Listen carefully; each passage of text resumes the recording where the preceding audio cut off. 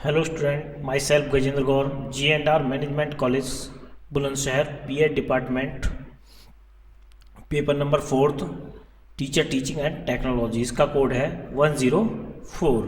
तो इसकी 6 यूनिट हमने कवर कर लिए हैं और आज हम 7th यूनिट की बात करते हैं, जिसका है शिक्षकों का वृत्तिक विकास, यानी कि जो मूल्यांकन होता है, जो इवैल्यूएशन होता है शिक्षकों का, उसकी बात करते हैं। कैसे उसका डेवलपमेंट है, उसका क्या वृत्तिक विकास है।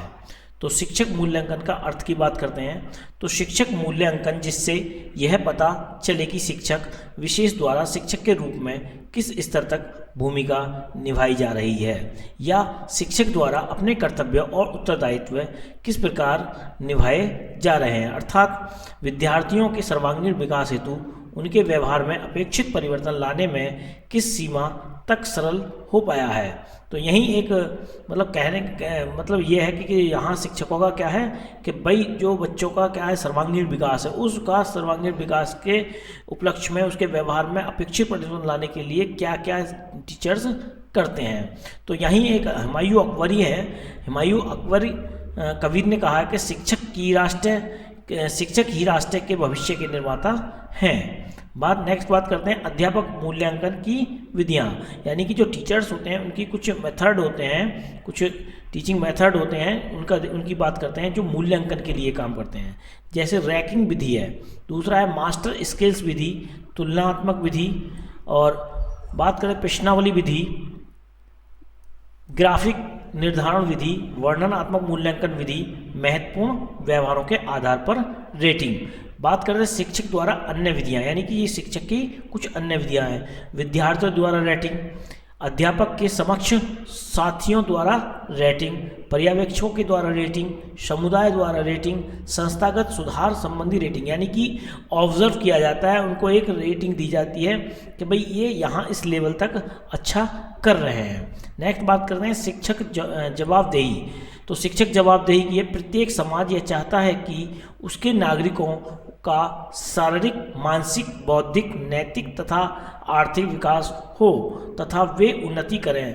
नागरिकों का विकास शिक्षा पर निर्भर है, अतः प्रत्येक समाज अपने नागरिकों की शिक्षा के लिए श्रेष्ठतम व्यवस्था करता है। विद्यार्थियों की स्थापना व शिक्षकों की नियुक्ति करता है। यही सीवी गुड ने एक परिभाषा दी है कि प्रशासन में जवाबदेही उन परिणामों के लिए उत्तरदायी होती है जिन्हें दी गई शक्तियों का प्रयोग करके अर्जित किया गया है। तो यहाँ जवाबदेही कितने प्रकार की होती है? 3 तरह की, यानी कि उच्च प्रबंधन के प्रति दृष्टिकोण, कर्मियों के जो वहाँ काम करने वाले हैं कर्मियों के प्रति व्यवहार, और स्कूल कार्यों के प्रति व्यवहार, यानी कि जो वहाँ मैनेजमेंट होता है, जो वहाँ टीचर्स होता है, तो वहाँ क्या है, तो उच्च प्रबंधन जो हमारा मैनेजमेंट होता है उसके प्रति दृष्टिकोण कैसा है। दूसरा, वहाँ के जो एम्प्लॉई हैं, काम करने वाले हैं, तो कर्मियों के प्रति कैसा व्यवहार है, अपने स्टाफ के प्रति कैसा व्यवहार है। नेक्स्ट बात करते हैं स्कूल कार्यों के प्रति, यानी कि स्कूल के प्रति क्या उनकी जवाबदेही है, किसकी? टीचर की। बात करते हैं मानसिक मानक।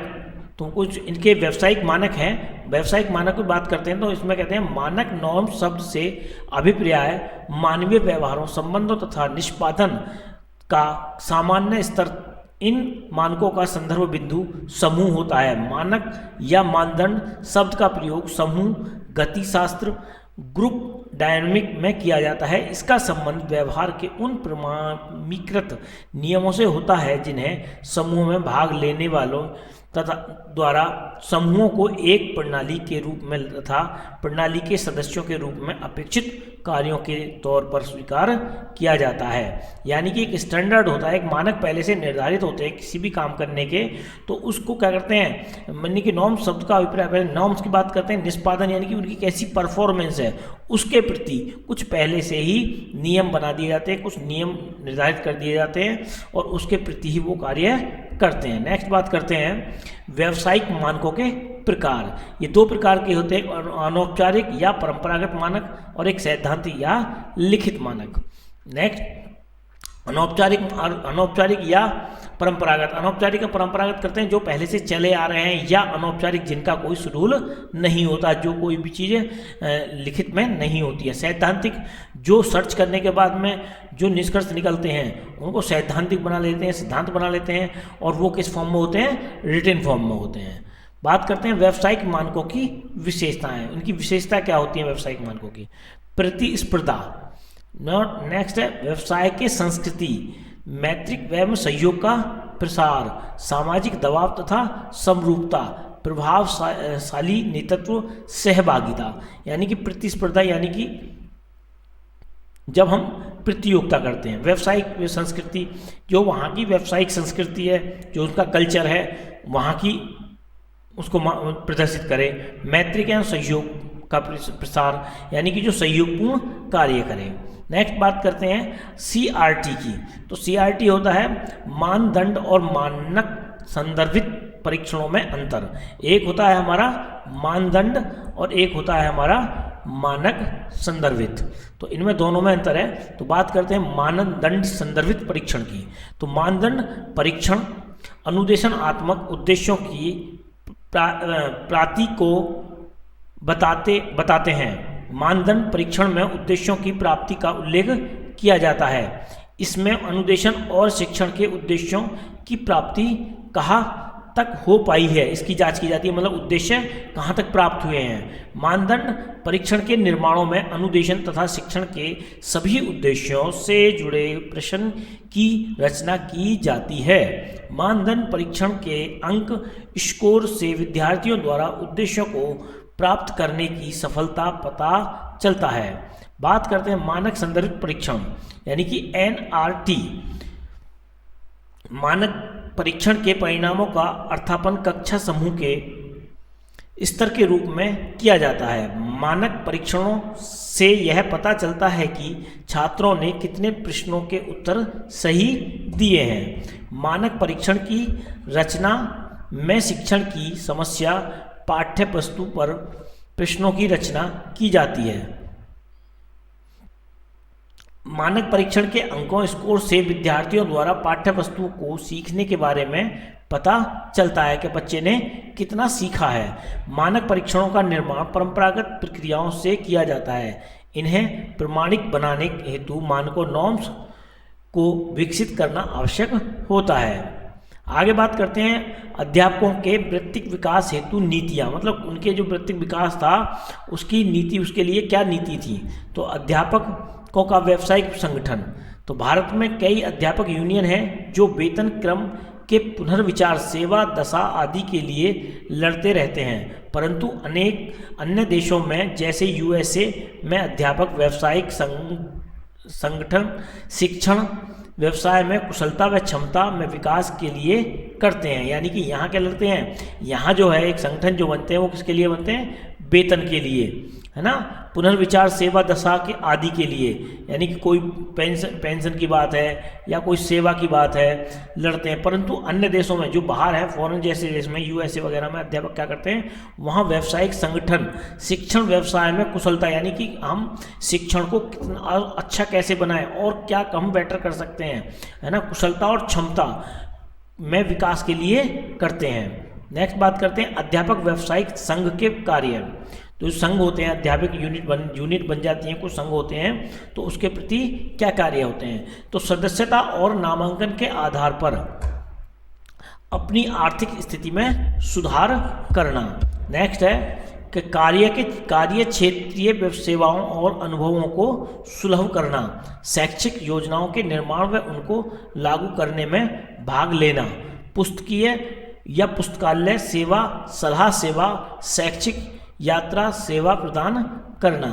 विद्यार्थियों के साथ अध्यापक के संबंध, यानी कि जो विद्यार्थी और जो टीचर्स है उनके बीच में, यानी कि स्टूडेंट और टीचर्स के बीच में कैसा संबंध होना चाहिए, जिससे बच्चा जो स्टूडेंट है वो अपनी बातें बिना झिझक के, बिना डर के अध्यापक से बातें कह सके। सभी अध्यापकों को विद्यार्थियों के साथ और स्नेहपूर्ण व्यवहार करना होगा। बिना किसी जाति, लिंग, स्तर, धर्म, भाषा और अन्य जन्म स्थान के आधार पर भेदभाव के सभी से न्यायपूर्ण व्यवहार करना होगा। यानी कि अध्यापक क्या है, अध्यापक को स्नेहपूर्ण व्यवहार करना होगा बच्चे के साथ में, बहुत डांट फटकार के नहीं करना है, क्योंकि डांट फटकार के किया तो क्या होगा कि बच्चा अपनी बातें सारी बात नहीं बताएगा। उसके बाद में बिना किसी जाति, यानी कि किसी भी जाति को इंडिकेट करके, लिंग को इंडिकेट करके, स्तर को या धर्म को या भाषा को इंडिकेट करके या जन्म स्थान को के भेद पर, यानी कि भेदभाव के सभी से न्यायपूर्ण व्यवहार करना, मतलब इनको कहीं भी एकदम अवॉइड करना है और सिर्फ क्या करना है कि बच्चे की योग्यता पर, उसकी क्षमता पर ध्यान देना है, उसके व्यवहार में चेंजेस लाना है। नेक्स्ट बात करते हैं विद्यार्थियों को उनके सामाजिक, नैतिक, धार्मिक, भावनात्मक व मानसिक विकास व चरित्र में सहयोग देना। यानी कि विद्यार्थियों को उनके सामाजिक, नैतिक, धार्मिक, भावनाओं एवं मानसिक विकास व चरित्र में सहयोग देना होगा। नेक्स्ट बात करते हैं माता पिता के प्रति अध्यापकों के संबंध। अध्यापकों को माता पिता के साथ सहयोग व मैत्रीपूर्ण संबंध बनाने होंगे। अपने बच्चों की या अध्यापकों को, यानी कि जो अगर अध्यापक माता पिता से, जैसे हमारी अभी यूकेजी, एलकेजी या जो भी सीबीएसई के स्कूल में क्या होती है, पीटीएम, तो पीटीएम में क्या होता है कि भाई माँ बाप जाते हैं और टीचर के साथ में बातचीत करते हैं कि भाई बच्चे को अब किस चीज़ की ज़रूरत है और बच्चा कहाँ अटक रहा है, इसको क्या हेल्प होनी चाहिए, तो उनका कोऑर्डिनेशन मिल जाता है तो बच्चे का समाधान निकल जाता है। अपने बच्चों के शैक्षिक आवश्यकताओं के संदर्भ में विभिन्न विचारधाराओं पर अमल करना। स्कूल सुधार कार्यक्रम में माता पिता को भागीदारी बनाना होगा। माता पिता को उनके बच्चों के गुणों दोषों से अवगत कराना होगा, यानी कि बच्चों में क्या गुण हैं, क्या दोष हैं, इसकी बात भी टीचर्स को करनी होगी। आगे बात करते हैं समाज और राष्ट्र के साथ अध्यापक के संबंध। शिक्षक संस्था को समुदाय और मानवीय साधन विकास केंद्र बनाने के लिए प्रयत्न करना होगा। धर्म, क्षेत्र, भाषा आदि विभिन्न संघर्षों व विचारों के विरुद्ध लड़ना होगा। शिक्षण अधिगम प्रक्रिया में सुधार के लिए संपूर्ण सामुदायिक साधनों का प्रयोग करना होगा। स्थानीय राजनीति में प्रवेश हेतु स्वयं को बचाना होगा, यानी कि कोई भी राजनीतिक वहाँ नहीं होनी चाहिए। अगर राजनीति में पड़ गए तो आप क्या करेंगे, वहाँ अपने आप को बचा नहीं पाएंगे और वहाँ शिक्षा के सुचारू रूप से नहीं कर पाएंगे। नेक्स्ट बात करें अपने सहयोगियों व व्यावसायिक संगठनों के प्रति अध्यापक संबंध। फिर मतलब अपने आपस में क्या होने चाहिए, अच्छे संबंध होने चाहिए। कहाँ, जहाँ आप व्यवसाय किसी काम कर रहे होते हैं। साथ ही अध्यापकों के साथ प्रधानाध्यापक के संबंध, अन्य व्यावसायिक संगठनों के साथ अध्यापकों के संबंध। तो यहाँ हमारी 7th यूनिट कंप्लीट होती है और 7th यूनिट कंप्लीट होने के बाद में ये paper 4th teacher teaching and technology हमारा समाप्त होता है। तो स्टूडेंट आपको अच्छा लगे सब्सक्राइब करें, लाइक करें और शेयर करें।